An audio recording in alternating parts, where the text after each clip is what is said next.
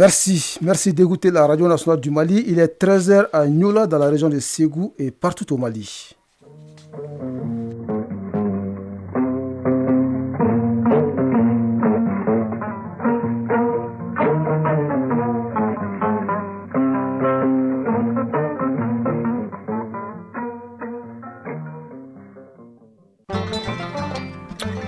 Mesdames et messieurs, bonjour et bienvenue dans la deuxième édition de Mali Actualité, une présentation de Salimata Dao. Et Bourama Traoré, voici les titres. Le Premier ministre nigérien vient d'arriver à Bamako pour une visite d'amitié et de travail de quelques heures. Ali Mahaman Lamine Zeyn aura une séance de travail avec son homologue malien et ensuite il sera reçu à Koulouba par le président de la transition, colonel Assimi Goïta. Le processus de retrait de la MINUSMA se poursuivra malgré l'opposition de certains Maliens, assurance donnée par le directeur général des informations et des relations publiques des armées. Le processus prendra fin le 31 décembre prochain, vous l'entendrez dans cette édition. La tontine chez les hommes, vous en savez quelque chose? Awa Traoré s'est intéressé au sujet. Ses interlocuteurs disent être membres de tontine pour deux raisons: épargner de l'argent sans contrainte et consolider les relations sociales. La détention, c'est le sujet de la chronique judiciaire de ce jeudi. Au cours d'une procédure judiciaire, plusieurs types de détention peuvent survenir. Bemba Sibi nous informe davantage sur la question en fin d'édition. En sport, les demi-finales de la Coupe du Mali de basketball se jouent ce week-end. Nous allons également parler football avec le démarrage ce week-end du championnat national. Ce sera avec Isaac Chini. Bonjour à tous. Le Premier ministre nigérien vient d'arriver à Bamako pour une visite d'amitié et de travail de quelques heures. À sa descente d'avion, Ali Mahaman Lamine Zeyn a été accueilli par le Premier ministre, Dr Choguel Kokala Maïga, avec qui il aura une séance de travail. Ensuite, le chef du gouvernement nigérien sera reçu à Koulouba par le président de la transition, colonel Assimi Goïta. La situation sécuritaire, sociopolitique sera certainement au cœur des différents échanges. Nous y reviendrons au cours de nos différentes éditions. Sur un tout autre plan, le processus de retrait de la MINUSMA débuté le 1er juillet se poursuit et se prendra fin le 31 décembre 2023. Dans le cadre de ce retrait, le gouvernement a entamé le processus d'occupation des emprises jadis occupées par la MINUSMA. Un processus qui se poursuivra malgré l'opposition vaine de certains de ses fils égarés, selon le directeur général de la DIRPA. Je vous propose d'écouter colonel-major Souleymane Dambélé au micro de Boubacar Bablé-Touré. Le Conseil de sécurité des Nations Unies, en réponse à la demande de retrait sans délai de la MINUSMA formulée par le gouvernement de la transition du Mali le 16 juin 2023, a décidé par la résolution 2690-2023 de mettre fin au mandat de la mission multidimensionnelle intégrée des Nations Unies pour la stabilisation au Mali à compter du 30 juin 2023. Le processus de retrait de la MINUSMA, entamé depuis le 1er juillet 2023, se poursuit et prendra fin le 31 décembre 2023. Dans le cadre de ce retrait, le gouvernement de la transition, attaché à la souveraineté et à l'intégrité territoriale du Mali, a entamé le processus d'occupation des emprises jadis utilisées par la MINUSMA. Ainsi, dans la première phase de ce processus, les forces armées maliennes ont occupé successivement les emprises de Ogosago, Ber, Gundam et Menaka. Ce processus d'occupation irréversible des terres maliennes, qui s'inscrit dans le cadre de l'unité du Mali, se poursuit et se poursuivra en dépit de l'opposition vaine de certains de ses fils égarés.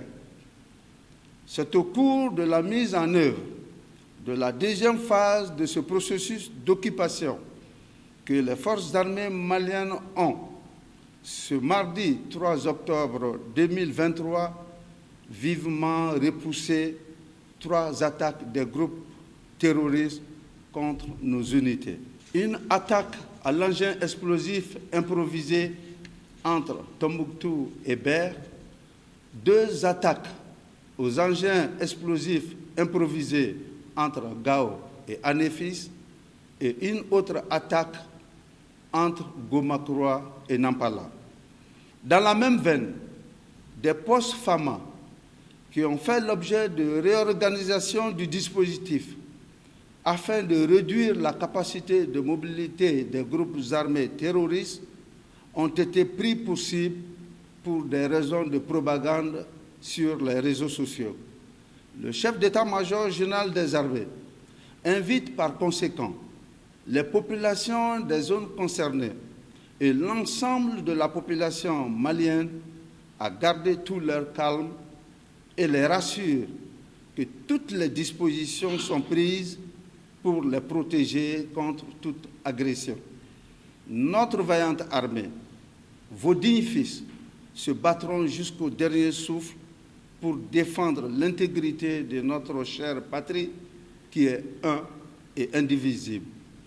Ces jeunes soldats qui ont tout abandonné pour se sacrifier pour nous, pour notre patrie, ont besoin de votre confiance, de votre soutien indéfectible afin de mener ce combat pour la paix et l'unité du Mali. Unis, nous vaincrons.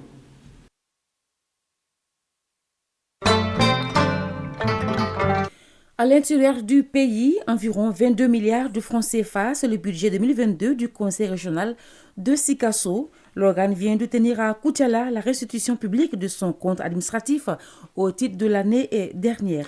Des interventions axées sur le développement économique et régional, une projection de films sur les réalisations et la présentation de l'état de fonctionnement des organes du Conseil régional de Sikasso étaient au menu de la journée. On en sait plus avec Brema Kone qui nous appelle de Koutiala. Dans la capitale de l'Or Blanc, les élus et les responsables administratifs des cercles de Koutiala et Yorosso ont procédé à la restitution publique du compte administratif de l'exercice 2022 du Conseil régional de Sikasso. Il ressort des échanges que le budget de cet exercice se chiffre en recettes et en dépenses à plus de 21 milliards 943 millions de francs CFA. Cette restitution publique devra jouer un rôle important dans le renforcement du dialogue citoyen pour un développement durable. Samba Sanogo, deuxième vice-président du Conseil régional de Sikasso. Les principaux objectifs visés sont, entre autres, communiquer sur la vision du schéma régional d'aménagement du territoire, SRAT, les orientations du plan stratégique de développement régional PSDR, partager l'état de mise en œuvre des recommandations de la restitution publique passée, renforcer la confiance entre le Conseil régional et les citoyens. Cette restitution publique a concerné la présentation de l'état de fonctionnement des organes et services du Conseil régional de Sikasso. Des interventions axées sur les préoccupations de développement économique régional ont eu lieu. Les participants ont également eu droit à une projection de films sur les réalisations.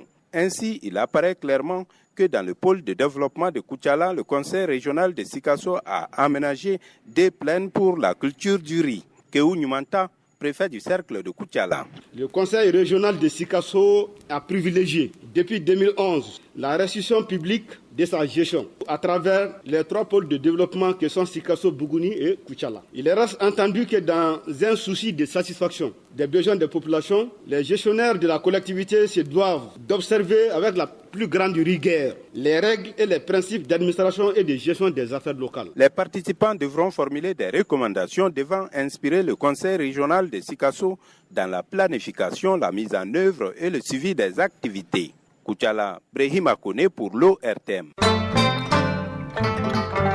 Le dossier de cette édition. Ces dernières années, nous assistons à l'apparition des tontines chez les hommes. En effet, plusieurs hommes se regroupent entre amis, collègues ou membres de famille pour faire des tontines. Si la pratique était réservée à la gente féminine, aujourd'hui elle est très prisée par les hommes. Pour certains, la tontine est un moyen d'épargner de l'argent sans contrainte. Pour d'autres, elle permet de consolider les liens sociaux. Pour en savoir davantage, écoutons ces dossiers signés Awa Traoré. Il est 17h30 à Kalabankoura, en commune 5 du district de Bamako. Nous partons à la rencontre de Mamadi Kamara, membre d'une tontine pour hommes. Devant sa porte, ses amis et lui prennent du thé dans une ambiance conviviale. À l'en croire, il cotise chaque mois. Une somme qui sera économisée. Je suis membre d'une tontine depuis 5 ans.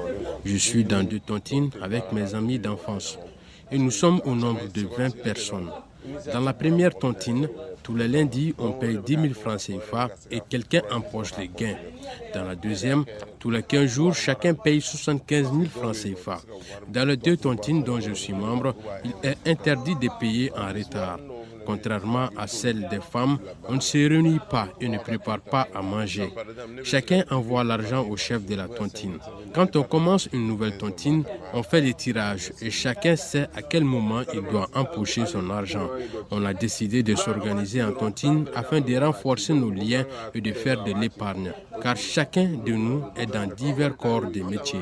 Certains ont investi cet argent dans le commerce ou réalisé des projets et d'autres ont même construit des maisons ou acheté des terrains grâce à l'argent des tontines. Tout comme Mamadi Kamara, nombreux sont les hommes qui font la tontine. Et les motivations sont différentes. Abdoulaye Diallo en est un adepte. Depuis une dizaine d'années, dans notre grain, nous faisons la tontine. Nous sommes au nombre de 23 personnes. Notre tontine est occasionnelle. On cotise en fonction des événements. Pendant la fête du Ramadan ou la Tabaski ou lors du mariage de l'un d'entre nous, on cotise en fonction de nos moyens. L'objectif est de consolider l'harmonie du groupe. C'est pourquoi on ne met pas trop l'accent sur l'argent. Au-delà de son caractère socio-économique, la tontine est-elle autorisée par la religion musulmane? Dr Tidjane Diarra, imam. Le principe, ce n'est pas condamné par la religion musulmane. D'ailleurs, c'est encouragé. L'islam nous encourage à l'entraide. L'islam nous encourage à la solidarité. Et le Coran a même fait l'éloge des compagnons du prophète sallallahu alayhi wa sallam en disant « Wa yusiruna ala anfusihim walau kana bihim khasasa ». Ils préféraient leurs frères, ils leur assistaient, ils partageaient ce qu'ils avaient entre eux. L'idée d'entraider, de soutenir son prochain, ça c'est permis par la religion musulmane. Là où la religion n'est pas d'accord, condamne le fait que lorsque nous transformons cette tontine, cette contribution, en une exigence, que tu as l'argent, tu n'en as pas, tu es obligé de payer. Là, c'est contraignant, l'islam n'est pas d'accord pour cela. La deuxième des choses, il ne faut pas que ça soit sous forme de crédit. Si un frère se marie, on lui donne un montant. Si un autre frère se marie, donc forcément on doit lui donner le même montant, à hauteur égale ou maintenant plus que de sa contribution, ce que l'islam condamne. Si l'islam n'interdit pas la tontine, c'est tout le contraire dans le christianisme. Pierre Dakuo, pasteur. Tout ce que la Bible enseigne, c'est ce que nous pratiquons. Et la Bible ne parle pas de tontine, ni avec les femmes, ni avec les hommes. Alors, puisque la Bible ne parle pas de tontine avec les hommes, alors on ne peut pas dire le point de vue de la religion chrétienne. Si, alors, on doit le dire, ça veut dire que la religion chrétienne n'approuve pas les tontines des hommes. Parce que la tontine, c'est quoi? Chacun cotise.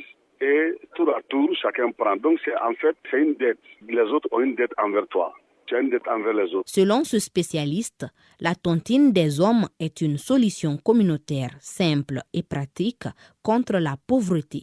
Dr Fodje Tandjigoura, sociologue. C'est plutôt un effet de mode parce que l'épargne étant difficile en tant que salarié, au-delà du prêt, les hommes ont également compris qu'on pourrait épargner en pratiquant la tontine et que cela n'a rien à voir avec les autres formes de prêt. Et donc finalement la nécessité de l'époque, vu que l'épargne est difficile et que les chefs de famille font face à des dépenses incompressibles, je pense qu'on a dû voir en la tontine une façon d'épargner pour faire face souvent à des impératifs de la vie. Entre assistance sociale, moyen d'épargner ou encore effet de mode, la tontine des hommes a de beaux jours devant elle. Sur la scène internationale, au Burkina Faso, le lieutenant-colonel Kouagri Natama est nommé chef d'état-major de la gendarmerie nationale selon un décret présidentiel. Il remplace le lieutenant-colonel Evrard Sonda en poste depuis le 1er février 2022. Ancien commandant de la gendarmerie de Kaya, le lieutenant-colonel Kouagri Natama avait pris la tête de la première région de la gendarmerie à la suite de l'attaque de Inata qui avait fait 53 morts parmi les gendarmes en novembre 2022. Au Niger, c'est le jour J pour les forces françaises au Sahel. Le désengagement des militaires français du Niger annoncé par le président Emmanuel Macron le 24 septembre dernier commence ce jeudi et le temps semble compter puisque le retrait des 1500 militaires français doit être achevé d'ici la fin de l'année 2023. Ce désengagement commence par les 400 soldats déployés à Oualam pour sécuriser l'île Tapko nigérien. Le président de transition du Gabon, Brice Oligui Nguema, était hier en Centrafrique. Il a rencontré son homologue Faustin Archange Touadéra à Bangui, la capitale. Si rien n'a filtré de leur rencontre, certaines sources indiquent que le général Nguema a plaidé pour que le Gabon ne soit pas retiré des organisations sous-régionales. Il s'agit aussi de favoriser une meilleure collaboration bilatérale entre le Gabon et les autres pays de la sous-région. Cette visite du président de la transition du Gabon intervient après celle effectuée en Guinée équatoriale et au Congo-Brazzaville. En République démocratique du Congo, le dépôt des dossiers de candidature pour l'élection présidentielle de décembre se poursuit. Hier, 2 opposants ont officiellement déposé leur candidature, à savoir Moïse Katumbi et Martin Fayoulou. D'autres candidats ont jusqu'à dimanche prochain pour déposer leur dossier à la Commission nationale indépendante, dont le président sortant, Félix Tshisekedi. Aux Comores, un décret convoquant le corps électoral, notamment pour la présidentielle, a été publié hier. Il s'agit d'une élection au suffrage universel direct, au scrutin uninominal majoritaire à 2 tours. Le premier tour aura lieu le 14 janvier 2024. L'éventuel second tour est prévu pour le 25 février. La campagne pour le premier tour de la présidentielle débutera le 17 décembre prochain pour se terminer le 12 janvier. Au Congo-Brazzaville, le Falcon 7X du président Sassou Nguesso a été vendu mardi en France aux enchères à plus de 7 millions d'euros. L'avion avait été saisi à l'aéroport de Bordeaux en juin 2020 après une longue série de procédures judiciaires engagées depuis des décennies par le patron de la société Comin Simpex, un homme d'affaires libanais, contre l'État du Congo. L'avion présidentiel congolais a été acheté par un acquéreur anonyme pour le plus grand mécontentement des autorités de Brazzaville qui ont exprimé leur grief à l'ambassadrice de France. Le gouvernement congolais a exprimé son mécontentement sur le caractère répétitif des procédures vexatoires en délicatesse avec le droit commun et les pratiques diplomatiques. Il est 13h passé de 17 minutes dans la ville malienne de Kidal.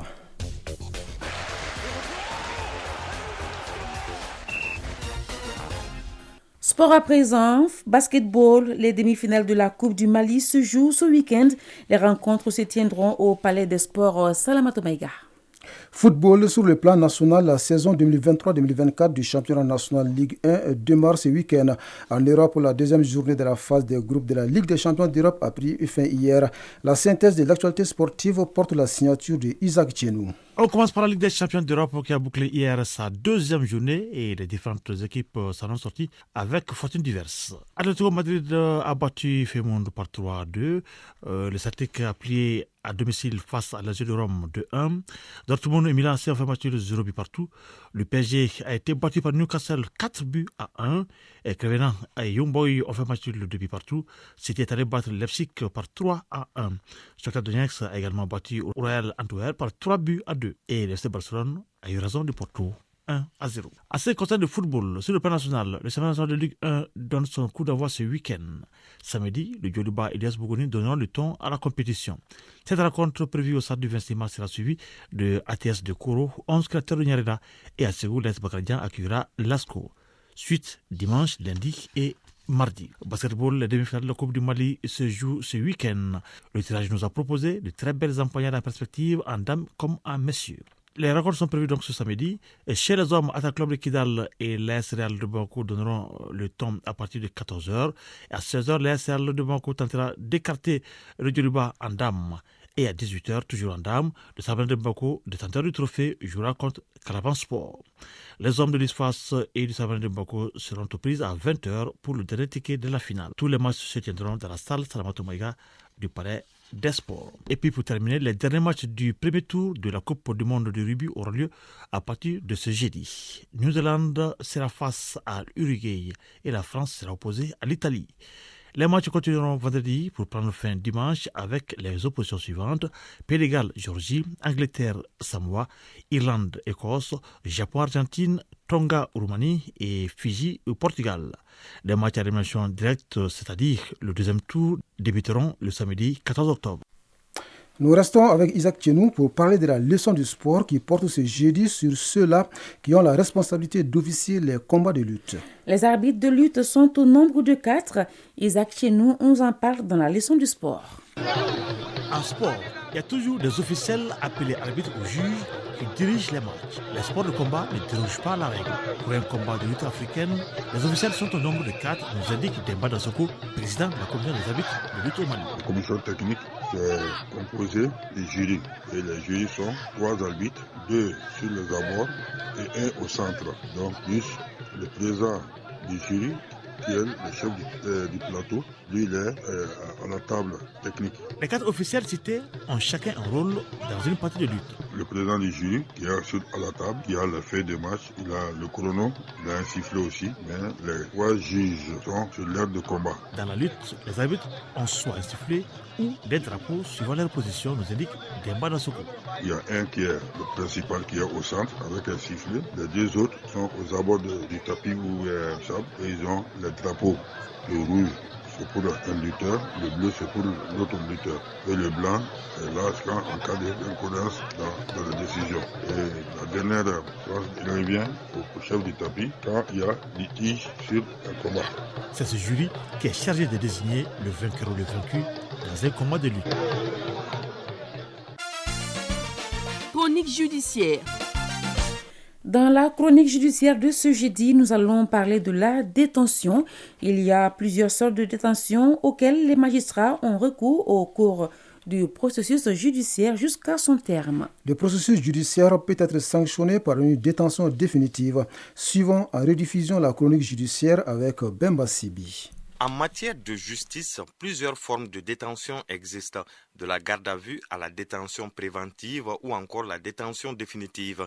Ces différentes formes de détention sont utilisées au cours du processus judiciaire et cela à différents moments. Le premier niveau est la garde à vue qui est une détention provisoire pour permettre à la police ou à la gendarmerie de mener ses enquêtes. Moussa Drissa Guindo, substitut du procureur auprès du tribunal de grande instance de la commune 1. La garde à vue, comme son nom l'indique, on te garde à vue.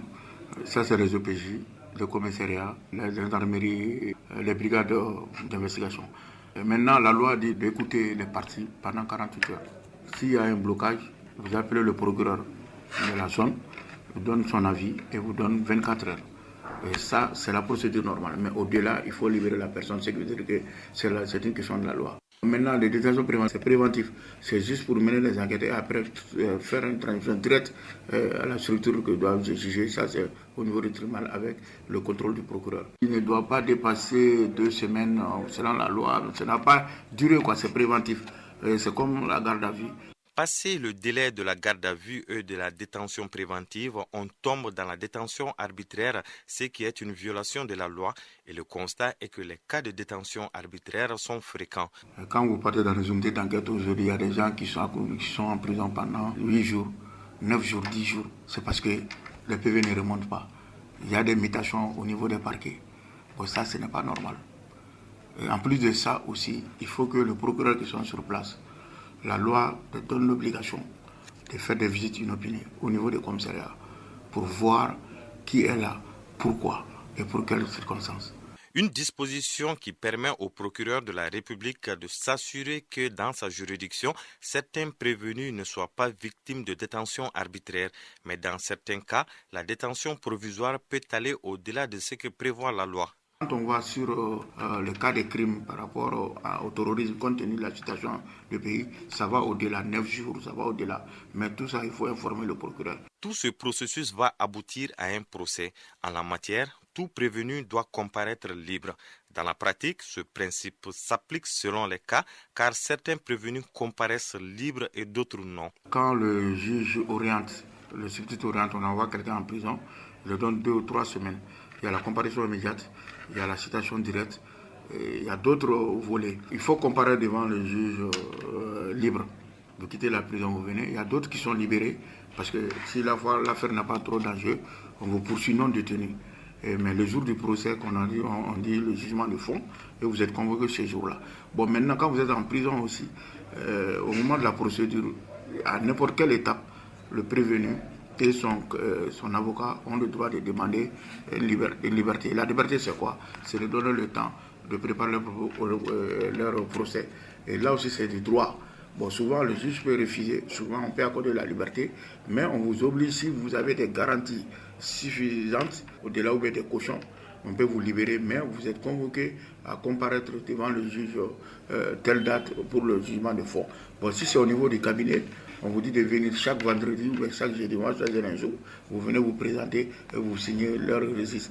Bon, souvent, même si c'est très grave à ce niveau, on vous interdit de sortir dans la zone même de tribunal ou bien la ville, ou bien on vous confisque vos documents de voyage. Voilà, sur cette base-là, vous comparaissez devant le juge. Le plus important, c'est d'aller vers le jugement. Aller vers le jugement et être situé sur son sort, ce qui est une autre paire de manches, tant les dossiers s'empilent sur la table des magistrats qui sont au nombre de 501 pour l'ensemble du pays et parmi eux, 100 sont en détachement. Avant de boucler cette édition, une annonce. Il est rare de rencontrer un individu dans l'espace manding, en Afrique, dans ses diasporas et à travers le monde, sans patronyme ou djamou en langue bamanakan. Le djamou n'est pas fortuit car renvoyant à plusieurs notions sociétales dans le dit espace. Les origines du djamou, ses diverses formes et déclinaisons ou encore son lien avec le cousinage à plaisanterie, voilà bien des aspects des patronymes débattus par Cheikh Oumar Sangaré et ses invités. Un débat en bamanakan à retrouver sur Radio Mali ce jeudi 5 octobre 2023 à partir de 22h50 en lieu et place de Tolongoulili.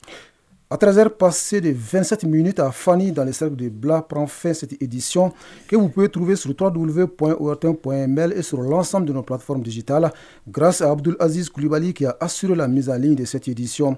Il y avait aux manettes Bintou Traoré, c'était au micro Salimata Dao. Et Bourama Traoré, restez à l'écoute de Radio Mali. Les programmes continuent. Merci de votre fidélité et bon après-midi.